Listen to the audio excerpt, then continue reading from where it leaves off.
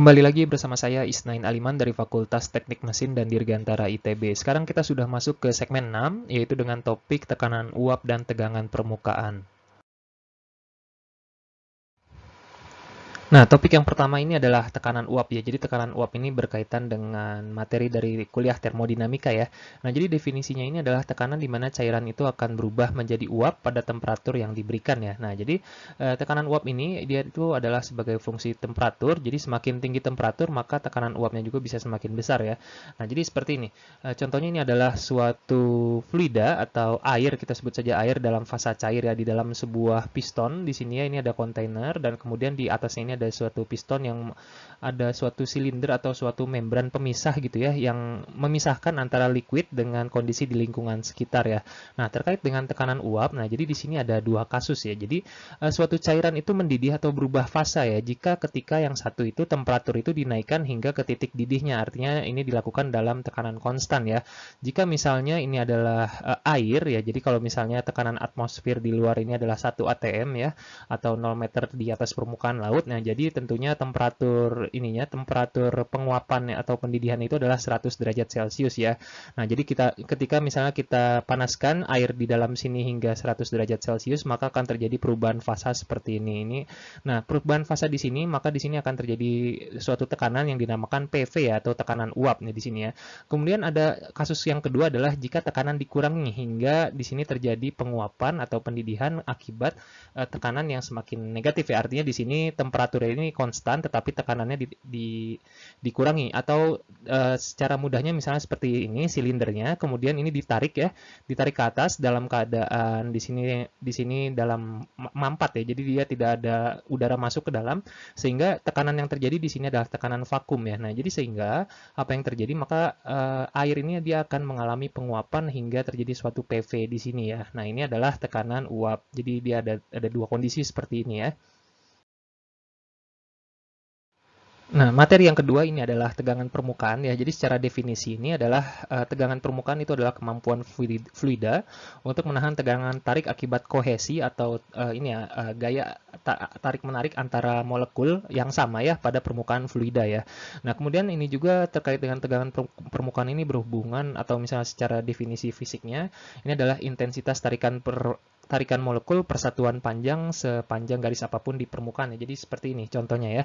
Jadi kita review dulu apa itu kohesi dan adhesi. Jadi terkait dengan kohesi dan adhesi ini adalah gaya tarik-menarik antara partikel ya.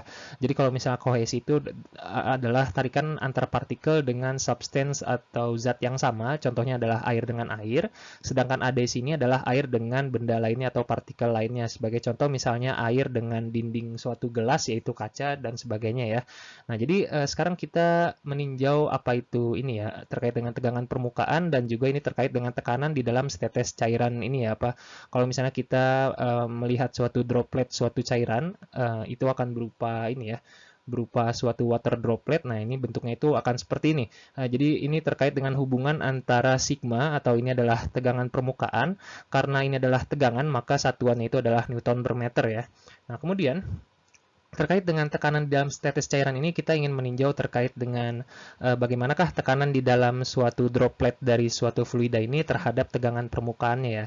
Jadi kalau misalnya kita melihat diagram benda bebas di sini, jadi ini adalah gaya-gaya yang terjadi pada liquid drop di sini ya. Ini jika misalnya liquid drop itu kan ada tetesan, kita asumsikan dalam bentuk bola, kemudian kita ambil setengah lingkarannya, maka akan seperti ini. Nah, jadi gaya-gaya yang terjadi itu adalah yang pertama gaya dari tegangan permukaan. Kalau misalnya tegangan permukaan di sini kita melihat hanya surface-nya saja di sini ya. Nah, sedangkan terkait dengan tekanan, jadi di sini adalah delta P dikalikan dengan PR kuadrat. Jadi ini terkait dengan gaya ya. Jadi untuk persamaannya adalah seperti ini ya. Jadi yang sebelah kiri ini terkait dengan gaya akibat tegangan permukaan. Jadi 2 PR dikalikan dengan sigma. Jadi sigma ini adalah yang bagian sini, ini adalah keliling, bukan ini ya, bukan luas ya. Nah, sedangkan untuk tekanan di sini ini dikalikan dengan luas permukaan lingkaran seperti ini. Nah, sehingga ketika disubstitusi, kita mengetahui bahwa tekanan ya, atau perbedaan tekanan ini PI dikurangi dengan PE adalah tekanan di dalam dikurangi dengan tekanan di luar dari suatu droplet liquid seperti ini adalah sama dengan 2 kali sigma dibagi dengan radiusnya. Nah, jadi kalau misalnya kita lihat di sini ya, ini terkait dengan tekanan di dalam ini. Jadi tekanan di dalam dari suatu droplet, suatu fluida ini lebih besar sama dengan 2 kali sigma dibagi dengan R-nya ya. Jadi ini tekanan di dalam ini adalah fungsi dari tegangan permukaan dan juga radiusnya. Kalau misalnya radiusnya itu akan semakin besar ya, maka oleh karena itu jika misalnya R semakin besar ya, jadi delta P-nya itu dia akan ini ya, mengikuti akan semakin kecil ya. Jadi kalau misalnya R-nya ini semakin kecil, maka perbedaan tekanan antara di dalam dan juga di luarnya itu akan semakin besar. Nah, mengapa kita harus meninjau tekanan seperti ini? Ini akan kita bahas pada tegangan permukaan pada slide berikutnya.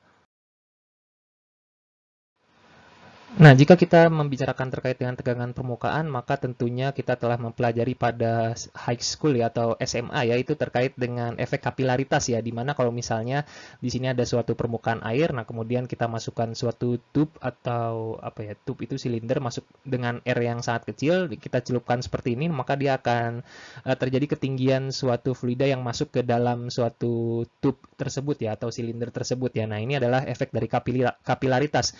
Nah, juga kalau misalnya ini contohnya ini adalah air contohnya. Nah, kemudian untuk yang C di sini ini adalah contoh dari ini apa namanya efek kapilaritas yang terjadi jika fluidonya itu adalah merkuri ya. Nah, apa bedanya merkuri dan juga air? Nah, tentunya kita bahas dulu di sini ya.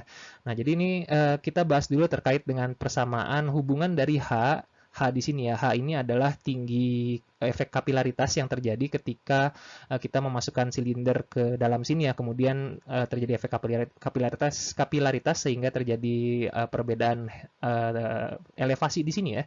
Nah, jadi dan juga terkait dengan tegangan permukaan, maka dia akan membentuk suatu ini ya, permukaan yang berbentuk setengah bola seperti ini ya. Dia bisa bentuknya seperti ini ke dalam atau dia keluar seperti kalau misalnya fluidanya itu adalah merkuri.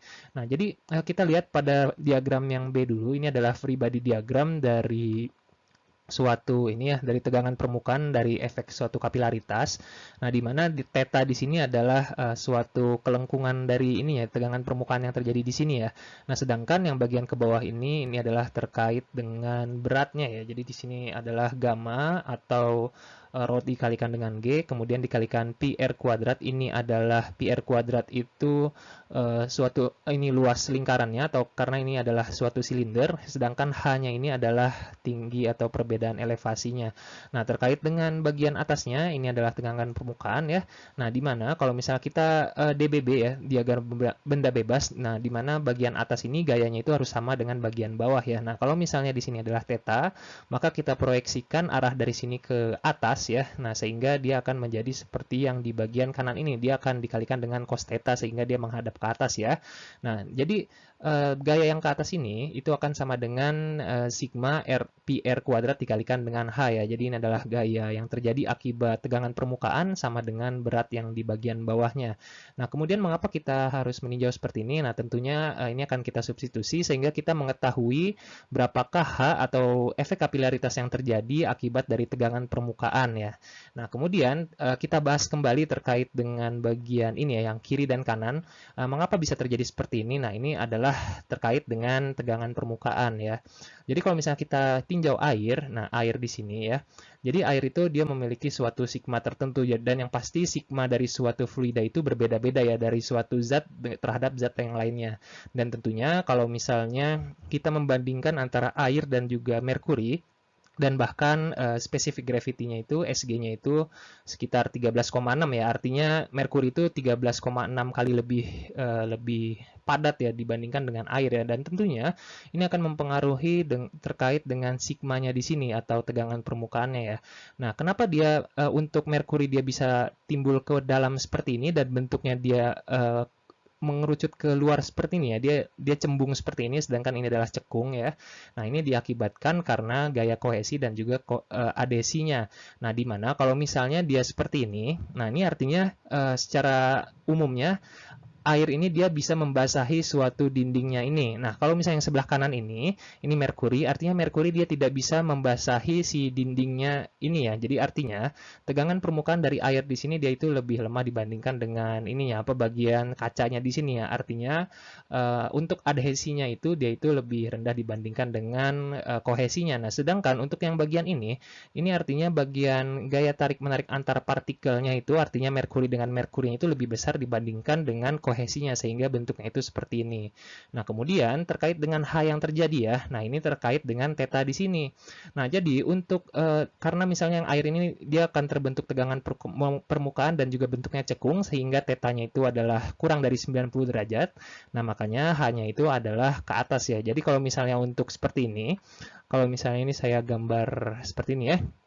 Nah, ini adalah arah tetanya. Nah, di mana kalau misalnya teta itu adalah seperti ini ya arahnya. Nah, ini kira-kira untuk merkuri itu kalau misalnya tergantung dari diameternya itu kira-kira theta itu sekitar 130 derajat, yang artinya dia itu lebih besar dari ini ya. Dia itu lebih besar dari 90 derajat ya. Nah, ini akibat gaya kohesi dan adhesinya. Nah, sehingga kalau misalnya kita proyeksikan kembali ke bagian sini ya, artinya hanya itu dia arahnya itu ke bawah ya. Jadi dia itu negatif kira-kira seperti itu. Nah, jadi ini adalah terkait dengan hubungan antara gaya tarik-menarik antara partikel yaitu kohesi dan adhesi dan juga tegangan permukaan yang terjadi serta efek kapilaritas yang terjadi pada suatu tubes ini seperti ini. Kira-kira seperti itu materi dari segmen 6 dengan topik tekanan uap dan tegangan permukaan. Dan tentunya jika Anda masih ada beberapa materi yang masih Anda bingung, Anda tetap harus membaca dari buku-buku referensi yang ada. Jadi cukup sekian dari saya, sampai jumpa pada segmen berikutnya.